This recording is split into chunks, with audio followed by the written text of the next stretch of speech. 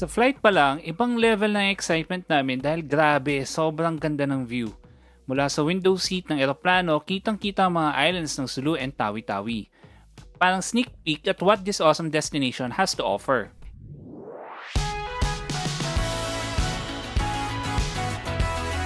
Hey there poor traveler, we are Vince and Yosh.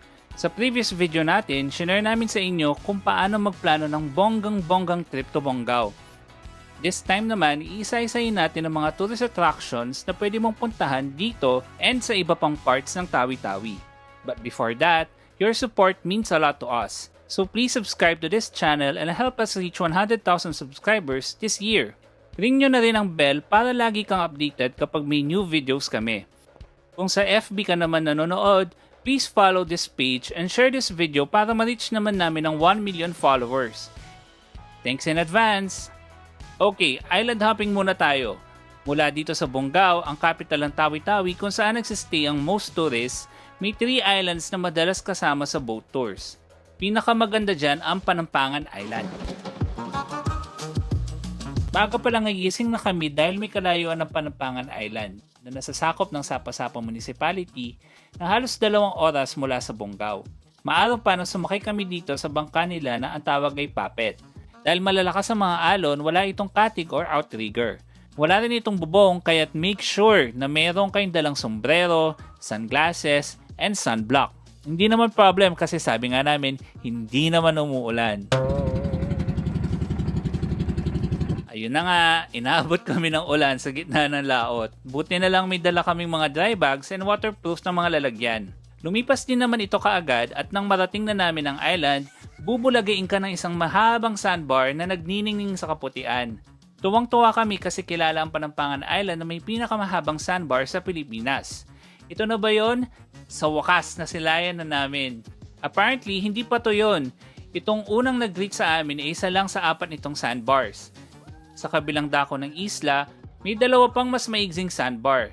Pero ang pinakamahaba ay itong nag-extend mula sa gitna nito. Mahigit 3 kilometro ang haba nito at umaabot pa sa kalapit nitong Basibuli Island. Kapag low tide daw, pwede ka maglakad papunta sa kabilang isla. Pero syempre, hindi na namin ginawa kasi nagutom na kami. May mga huts dito na pwede gamitin for free. May mga overnight cottages din na mukhang hindi natapos. Sa ngayon, day trips lang muna ang inaalaw.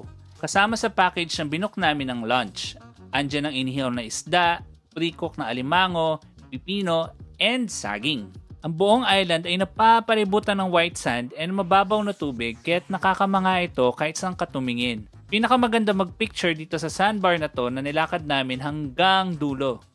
May military post din sa isla na nagsisilbing mga tagabantay.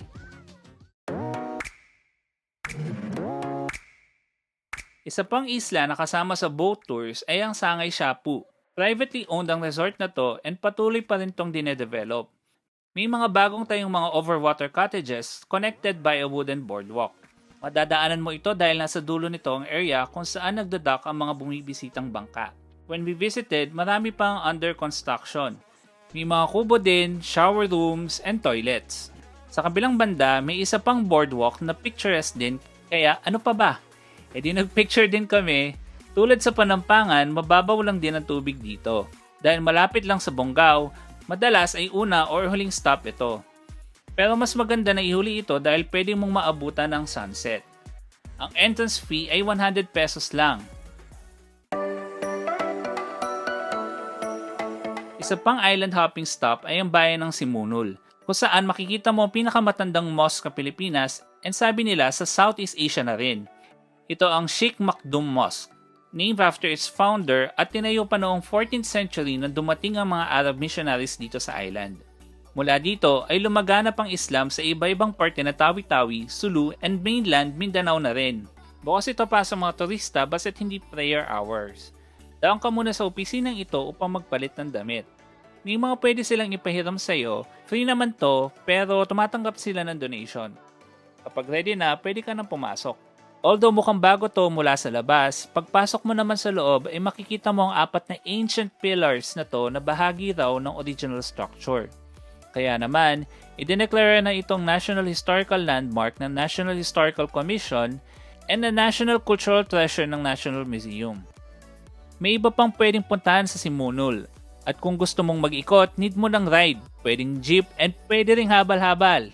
Ito yung rates nila. Isa sa mga attractions dito ay ang Bohe Salang, isang public freshwater lagoon na paboritong pasyalan ng mga locals pag weekend. Maliit lang to pero wag mong ismulin dahil ang kalmadong tubig nito ay malalim. Marami naman tumatalon dito at nagsiswimming.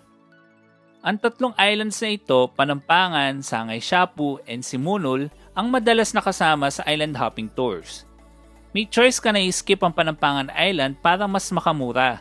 Yun kasi talaga nagpapamahal dahil masyadong malayo. Narito ang mga rates depende kung ilan kayo sa group and kung ilan ang stops.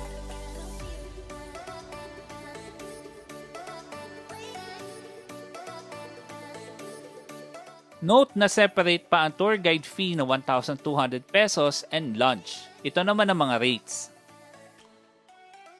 Mas makakatipid ka kung mas marami kayo sa group. Kung solo or dalawa lang kayo, hanap kayo ng ibang travelers to form a bigger group.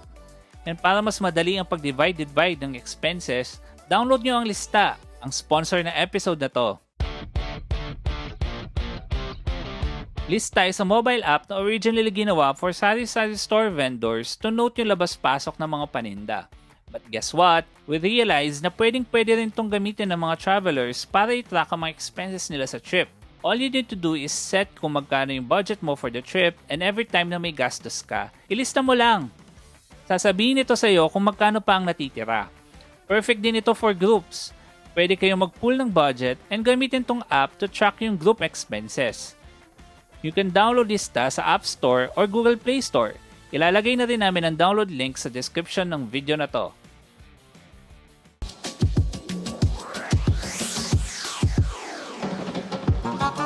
Bukod sa island hopping, isa pang popular activity dito ay ang town tour.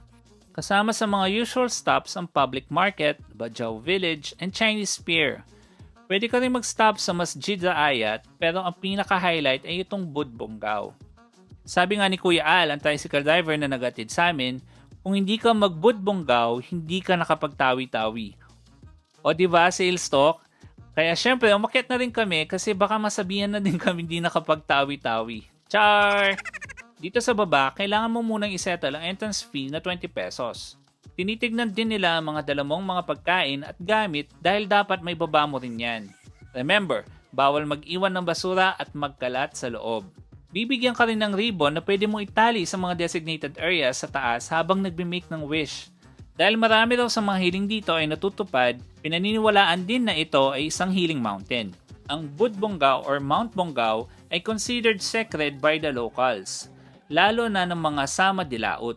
Ito raw kasi ang final resting place ng dalawang direct disciples ni Sheikh Karim ul Maktoum, the same missionary na nag-establish ng mosque sa Simunul. Along the way, may makikita kang mga tampat or maliliit na shrines na nababalot ng puting tela. By the way, may batong hagdan paakyat ha. Sabi ni mapping enthusiast Irvin Malikdem na Shadow Expeditions, 3,608 steps daw ang buong trail. Hindi na namin binilang kasi busy kami sa paghabol ng hininga namin eh. Nakakapagod rin kasi talaga. Pero sabi nga nitong sign na to, mas nakakapagod umasa sa wala. Pa naman, hanggang tawi-tawi ang daming hugot. Ang pinakamataas kasi nitong viewpoint, ang Sibutu Peak, ay nasa 342 meters above sea level. Mula sa anim nitong peaks, pwede mong ma-admire ang Bongao Town and surrounding areas, pati na rin ang ibang islands. Sabi nila, kahit hanggang Sabaraw ay tanaw mula rito. Actually, hindi na namin ito napuntahan kasi ang lakas ng ulan. Sayang kasi gusto talaga namin itong marating. Ang Sitangkay isang bayan na built on water. Tulad sa Venice at iba pang mga settlements sa tubig, bangka ang pangunahing transportation dito. Saka na muna namin ito i-describe kapag nakapunta na kami finally. So hanggang dito na lang muna ang video natin. Kung nakatulong sa inyo ang video na to, please show your support by subscribing to this channel and tapping the bell icon kung sa YouTube ka nanonood. And kung sa Facebook naman, i-follow nyo na rin tong page namin.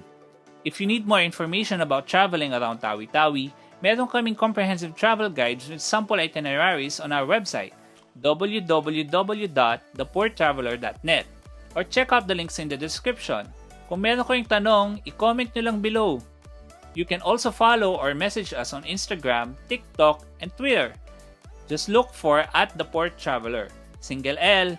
If you have a Spotify account or Apple Podcast app, follow and tune in the Port Traveler Podcast. That's all for now. Remember, plan smart, travel safe, and make every trip worth it!